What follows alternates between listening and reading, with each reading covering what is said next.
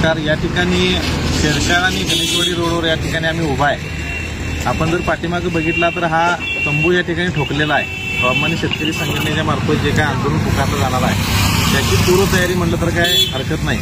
आणि या वेळेला आंदोलन असं होणार आहे की कर्नाटक भागातनं जो काही ऊस येतोय त्याची नाकाबंदी करायची हा पहिला आमचा विषय आहे। त्यामुळे या ठिकाणी पहिल्यांदा शेरशाळमध्ये, दुसऱ्यांदा आलासमध्ये, तिसरा हिरवाडमध्ये आणि चौथं अर्जुनवाडमध्ये चारही बाजूनं आम्ही नाकाबंदी करणार आहोत। आमचे नेते राजू शेट्टी साहेब यांनी ऊस परिषदेमध्ये जी काही मागणी केली होती की पहिला हप्ता 3751 आणि गेल्या वर्षीचा हप्ता 200 रुपये हा जोपर्यंत आम्हाला मिळत नाही तोपर्यंत आम्ही हे ऊस आंदोलन थांबवणार नाही। ऊस आंदोलनाची दिशा काय असेल हे साहेब आल्यानंतर आम्ही ठरवणार आहोत। साहेब आज रात्री येतील तोपर्यंत मला कारखानदारांना एवढं सांगायचं की तुम्ही जो काय 34 रुपये दर जाहीर केला तो आम्हाला अजिबात मान्य नाही आहे।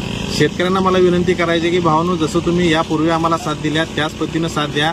15 दिवस फक्त दम काढा, तुम्हाला 100% न्याय मिळवून दिल्याशिवाय आम्ही गप बसणार नाही।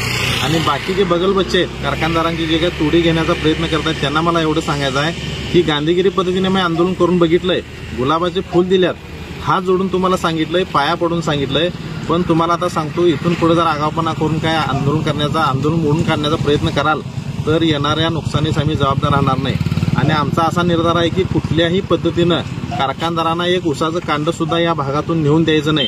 आणि वाहनधारकांना मला सांगायचं आहे की वाहनधारकांनो, तुम्हाला सुद्धा आम्ही विनंती करून सांगितल्या, पण तुम्ही जर कारखानदारांचं ऐकून या ठिकाणी तुमची वाहनं रस्त्यावर आणाल तर ती फोडली जातील, पेटवली जातील, आणखी काय होईल याला स्वाभिमानी शेतकरी संघटना जबाबदार राहणार नाही। साहेबांनी जरी 10 तारखेची घोषणा केली असली तरी सुद्धा गनिमी काव्याने हे आंदोलन होणार आहे।